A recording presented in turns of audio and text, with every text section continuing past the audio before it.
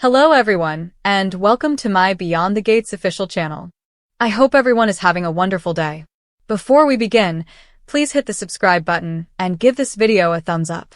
In the quiet gray morning that hung over Oak Ridge Cemetery like a veil of reluctant grief, the town gathered for Bill Carmichael's funeral, a man whose sudden passing had not only shaken the community, but torn open old wounds many hoped had been buried long ago.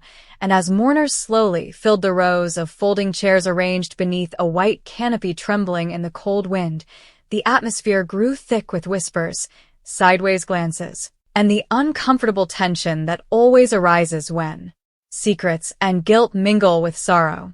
The first of the two unusual things occurred even before the service officially began, when a sleek black car that no one recognized rolled up to the cemetery gates, and out stepped a tall woman with short silver blonde hair, dressed in an impeccably tailored charcoal suit, a woman who moved with the quiet confidence of someone accustomed to commanding a room, and although no one seemed to know her name, older residents exchanged uneasy looks as if they recognized a ghost from decades earlier. Someone who should not have returned, someone whose history with Bill was dusted over and locked away in the past. She stood at the periphery, not taking a seat, clutching a single white gardenia, Bill's favorite flower, something only a handful of people knew, and whenever anyone tried to approach her, she offered a tight, polite smile that discouraged conversation as effectively as a closed door. The funeral director, uncomfortable but unwilling to confront a stranger clearly determined to be there, simply carried on preparing the podium, leaving the townspeople to speculate. Was she a former lover? A business rival? Someone connected to the old scandal involving Bill's construction company, an incident everyone had promised to forget? And yet, as curious as her arrival was, the second unusual thing, the one that belonged to Hayley, struck the heart of the crowd even more sharply because Hayley, who had been conspicuously absent since Bill's death and rumored to be consumed by guilt for reasons that no one had yet confirmed, emerged at the edge of the service wearing a faded denim jacket far too casual for a funeral, clutching not flowers, not a letter, not a keepsake, nothing that made any sense, but instead a sealed manila envelope that she held as though it might burn her fingers.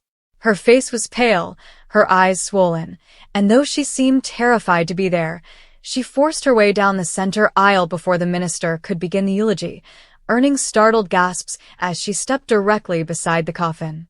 Her hands shook violently as she placed the envelope on top of the mahogany lid, and for a moment she simply stood frozen, her throat working as she tried to speak, the silence around her so deep and expectant that even the wind seemed to hold still. When she finally found her voice, it cracked on the first word, a raw whisper of apology so fragmented it barely carried past the front row, and she murmured something about a truth Bill never wanted revealed, a truth she could no longer carry by herself, insisting that everything inside the envelope belonged to the town, not to her, and that whatever judgment came afterward, she was ready for it, because she had loved Bill, even when she had failed him. The crowd murmured, shifting uneasily, and Sharon, Bill's longtime confidant and the unofficial guardian of every rumor in Oak Ridge, tried to stand and intervene, but Hayley stepped back quickly, shaking her head as if terrified someone would open the envelope before its time. The minister, thrown off script and clearly unprepared for this emotional disruption, hesitated before gently suggesting the service continue, but the uneasy tension lingered like a storm cloud, especially when the mysterious silver-haired woman's gaze snapped toward Hayley with such sharp recognition that it startled those around her. And then, another shock. The woman slipped a small metal key from her pocket, examining it with unmistakable worry, as though Hayley's envelope threatened to unlock something far more dangerous than grief. As the service proceeded, with readings of psalms and reminiscences of Bill's supposed kindness, the undertow of secrets, of unresolved conflicts, of things deliberately left unsaid, pulled tighter and tighter until the atmosphere felt ready to crack. Several people noticed the key, the way the woman kept rubbing her thumb over it, the way she watched the envelope as if it were a live bomb, and a few whispered theories. Was Bill involved in something criminal? Did he keep a secret safety deposit box? Was this woman the executor of something he never meant the town to uncover? Meanwhile, Hayley sat alone in the very back row, trembling, her eyes darting from the coffin to the envelope to the stranger, clearly aware that the storm she had set in motion could not be undone now. When the final blessing was given and the coffin prepared for lowering, the second unusual moment came to its peak. Hayley rose abruptly and attempted to leave, but the silver-haired woman intercepted her with frightening precision, blocking her path and speaking in a low, urgent tone that no one else could hear, though witnesses later said that Hayley's expression collapsed into horror at whatever had been said. The two women stared at each other, one stern, one terrified, as the coffin began its slow descent into the earth, and with it, the envelope, resting atop the lid, disappeared into the shadows of the grave, leaving everyone stunned. A panicked whisper rippled through the crowd. Had Hayley intended the town to read what was inside? Had the envelope been meant for someone else? Why would she allow it to be buried? Why hadn't she stopped the burial?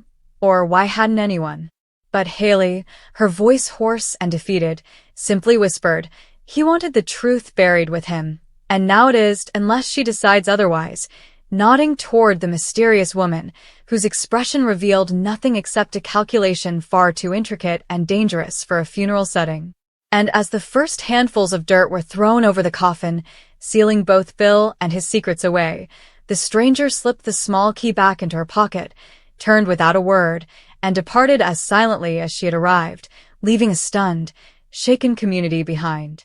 In the days that followed, speculation ran wild about the envelope, the key, the stranger, and Hayley's tormented confession, but those at the funeral agreed on one thing: Bill Carmichael's burial was not an ending, but the opening salvo of a conflict that had been simmering for decades, and whatever Hayley knew, whatever she had tried to hide or reveal, would soon erupt into a new chapter of chaos in Beyond the Gates.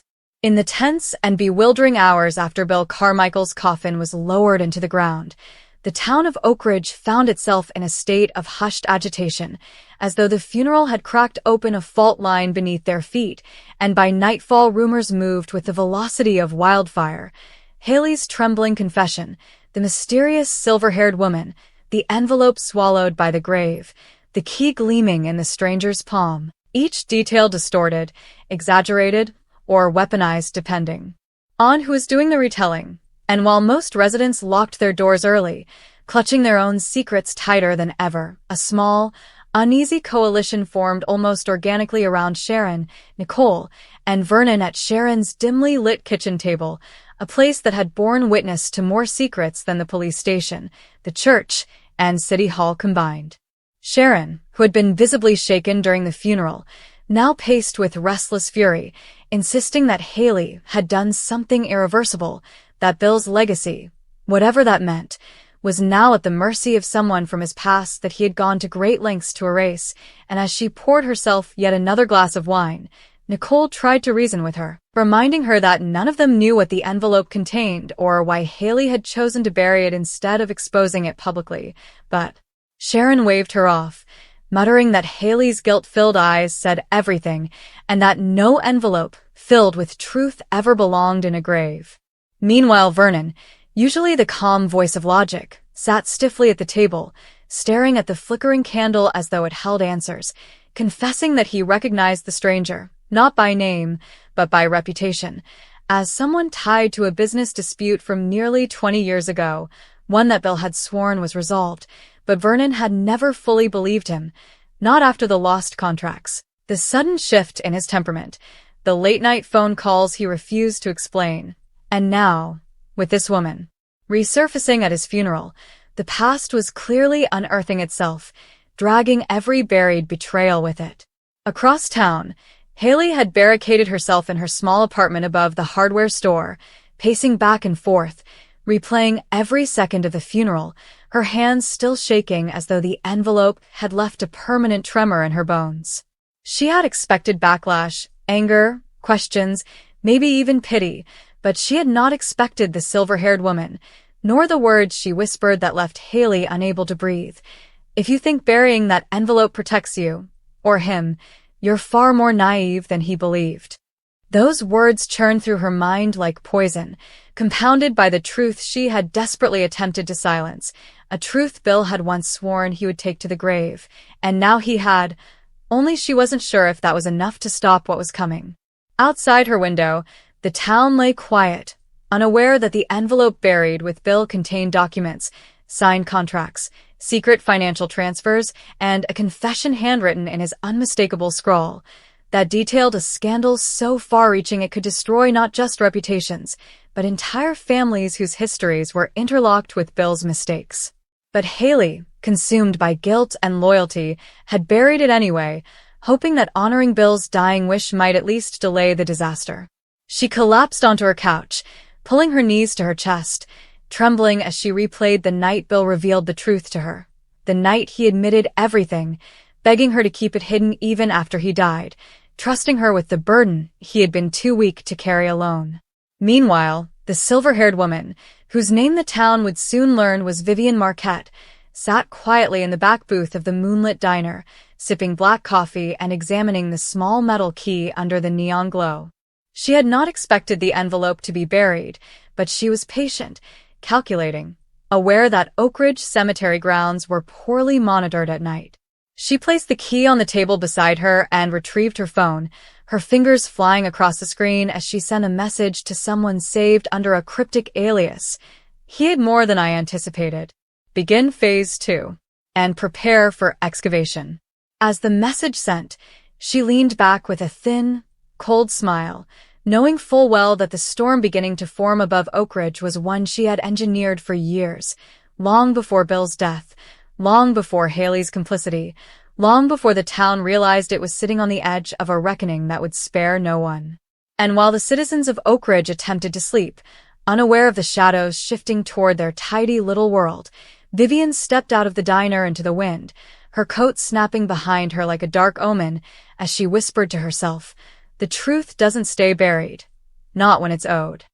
That night, as the clock crept past midnight, and the wind howled across Oak Ridge like a warning the townspeople didn't yet know they needed to hear, Vivian Marquette moved with silent precision toward the cemetery, her boots leaving barely a trace on the damp ground as she approached Bill Carmichael's freshly covered grave, the dirt still loose and uneven from the afternoon burial. And though the thought of being seen might have frightened someone less determined, she possessed a chilling confidence. She belonged to the kind of past where digging up graves was nothing compared to the secrets they protected.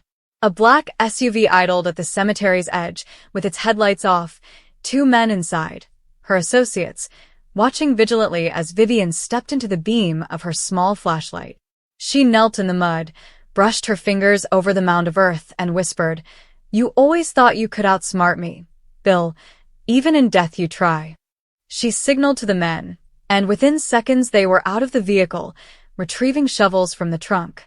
As the first shove of metal pierced the soil, the sound echoed through the quiet night like a heartbeat, slow and rhythmic, each thrust uncovering the grave Bill had begged to be left untouched. Meanwhile, across town, Hayley jolted awake from a restless sleep, soaked in sweat, convinced she had heard something. Bill's voice? A warning? A plea? And she stumbled into her kitchen, gripping the counter as fear clawed at her chest. She knew Vivian wasn't the type to let things end neatly. Burying the envelope may have protected Bill momentarily, but Vivian would not let secrets, especially ones that implicated her, stay underground. Hayley reached for her jacket, cursing herself, cursing Bill, cursing the moment she agreed to help him, but before she could leave, a violent pounding shook her door. She froze, breath caught in her throat, until she recognized the voice on the other side, Sharon, frantic and breathless, shouting, "Hayley, open up, now. Something's happened at the cemetery." Hayley's stomach turned to ice as she threw open the door, confronted with Sharon's pale, panic-stricken face illuminated by the hallway's flickering bulb. Sharon grabbed her wrist, practically dragging her into the stairwell as she hissed, "Vernon just called me. Someone's been seen at Bill's grave. We have to stop them before they find the envelope." But Hayley, trembling, shook her head violently and whispered, "We can't stop her, Sharon. You don't understand. Vivian has the key. She knows everything." Sharon narrowed her eyes, confused, angry, terrified all at once, demanding, "What key? What did you bury with him, Hayley?" But Hayley only whispered, "Everything he wanted hidden." Back at the cemetery, the men had already dug halfway down, their breaths forming clouds in the cold air, the metallic scent of soil hanging heavy around them, and Vivian watched with a chilling calmness, her hands clasped behind her back, as though she were inspecting a routine operation rather than a criminal desecration. By the time the shovels struck the coffin with a dull thud, the moon slipped behind a cloud, plunging them into a murky darkness that felt almost supernatural. Vivian lifted her flashlight again and gestured for the men to pry the coffin open. The hinges groaned, protesting, and for a moment, as the lid creaked upward, Vivian felt a rare shiver of apprehension. Bill had always been clever, and she half expected some kind of trick or warning left behind. But when the coffin opened, revealing his still, lifeless form, peaceful in the dim light, her eyes snapped immediately to the object resting against his folded hands, the manila envelope, exactly where Hayley had placed it, soil-speckled but intact. Vivian exhaled slowly, triumphantly, and reached inside. Yet the second her fingers brushed the envelope, something unexpected happened. A sudden chorus of footsteps, rapid and desperate, echoed across the cemetery grounds. Vivian's head shot up, her flashlight beams slicing through the darkness, just in time to catch Sharon and Hayley stumbling toward the grave, breathless and horrified. Sharon screamed, "Stop. Don't touch it," as Hayley froze at the edge of the excavation pit, her eyes widening in terror as she saw the coffin open and the envelope in Vivian's grip. And for the first time that night, Vivian smiled, cool, sharp, victorious, and purred. "Too late, Hayley. You buried the truth with him.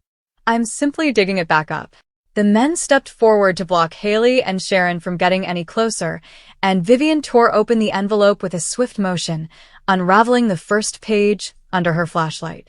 Her eyes scanned the handwriting, Bill's handwriting, her jaw tightening as she read the damning confession she had suspected existed, but hoped was a myth. Hayley felt her knees weaken, and Sharon, equally shaken, whispered, "What did Bill do?" Vivian closed the folder slowly, her expression darkening into something far more dangerous than anger. "It's not about what Bill did," she whispered coldly. "It's about what Bill hid, and who he hid it for." And as the clouds above burst open with a sudden cold rain, the three women stood at the edge of the open grave, the truth finally ripping itself free from the shadows, and Oakridge's long-buried nightmare truly began. The rain intensified so quickly that within seconds the cemetery was slick and glistening, droplets drumming on the coffin lid and sliding down the edges of the open grave as though the sky itself were recoiling from the secrets Vivian now held in her hands. And as she lifted the flashlight closer to the pages, her expression sharpened into a mixture of vindication and fury, two emotions that rarely coexisted in someone as calculating as her, while Hayley stood trembling at the edge of the pit. Soaked through, her voice breaking as she whispered, "Vivian, please don't do this." But Vivian didn't even look up, her eyes devouring Bill's confession like a predator assessing the damage its prey had caused. Sharon, who had always prided herself on composure even in the midst of scandal, could scarcely breathe, her mind spinning as she tried to read the shifting expressions on Vivian's face. Anger, disbelief, triumph, and something darker, something rooted in a past Oakridge had never been privy to. The two men who had helped dig the grave stood stiffly beside Vivian, awaiting orders, though even they seemed unsettled by the intensity radiating from her as she turned the next page, her breathing growing sharper with each handwritten line. When she finally snapped the folder shut, her shoulders rose and fell with a long, deliberate inhale, and she spoke with the icy detachment of someone who had already planned her next 10 moves. "Bill didn't just betray me. He betrayed this entire town." Hayley flinched at the words, tears gathering at the corners of her eyes, her guilt pouring out of her in choked whispers. "He wanted to fix it, he wanted to come clean." But Vivian cut her off with a single raised hand. "Don't insult me," she said, her voice soft but lethal. "Bill spent decades laundering money through fake land acquisitions. He used shell companies to buy property that didn't exist. He implicated people without their knowledge. And the biggest laugh? He made sure the blame would fall on someone else if the truth ever came out. Sharon's jaw dropped as she stumbled back a step, gripping Hayley's arm to steady herself. Someone else? Who? Vivian's cold gaze flicked from Hayley to Sharon, settling on them with a chilling sense of certainty. You, Sharon, she said, her voice slicing through the rain-soaked air like a knife. The accusation hit Sharon so hard she let out a sound halfway between a gasp and a cry, her hand flying to her mouth as she whispered, No, no, that's impossible. I had nothing to do with his business deals. I barely understood half the things he did. But Vivian was already stepping up out of the grave, envelope in hand, gesturing for her associates to close the coffin. Bill forged your signature. Multiple times. On documents worth millions. Enough that when the authorities find this, she raised the folder slightly. You will be the prime suspect in a conspiracy that lasted nearly 20 years. Sharon felt the world tilt beneath her, her legs nearly buckling as the weight of Vivian's accusation pressed down on her like a physical force, and Hayley, distraught and barely standing, grabbed Sharon's shoulders and shook her head violently, crying, No, she's lying. Bill would never do that to you. Vivian only tilted her head and smirked, rain dripping off her hair as she replied, You really didn't know him at all, did you? The words hung there, cold and devastating, while the two men finished sealing the coffin and began shoveling dirt back into the grave, as though nothing extraordinary had happened. Sharon's voice cracked as she whispered, Why? Why would Bill do that to me? What did I ever do to him? And for the first time since the opening of the grave, Vivian's expression softened, not with sympathy, but with the bitter satisfaction of someone who has been waiting years to speak the truth. Because, she said, stepping dangerously close to Sharon, her breath mixing with a storm-chilled air, you were the one person he trusted too much. The one person he knew would never suspect him. The perfect cover. Sharon's knees finally buckled, and Hayley caught her before she hit the ground, both of them crying, shaking, soaked to the bone, the realization sinking in that Bill, kind, generous, loyal Bill, had built an empire of lies on the back of the people he claimed to care about most. But just as Vivian turned to leave, as though she had delivered her final blow and the rest of Oak Ridge could now tear itself apart without her assistance, the distant wail of police sirens pierced the storm, growing louder and closer with each passing second. Vivian didn't flinch. She simply handed the envelope back to one of her men, murmuring, Plan B, before slipping into the night like a shadow that had never been there at all. The rain continued to lash down on the cemetery as the flashing red and blue lights approached, illuminating the horror of the open grave, the overturned soil, and the two devastated women standing on the brink of a secret that was about to engulf the entire town of Oak Ridge in a scandal bigger than anything it had survived before, or perhaps bigger than anything it deserved to survive.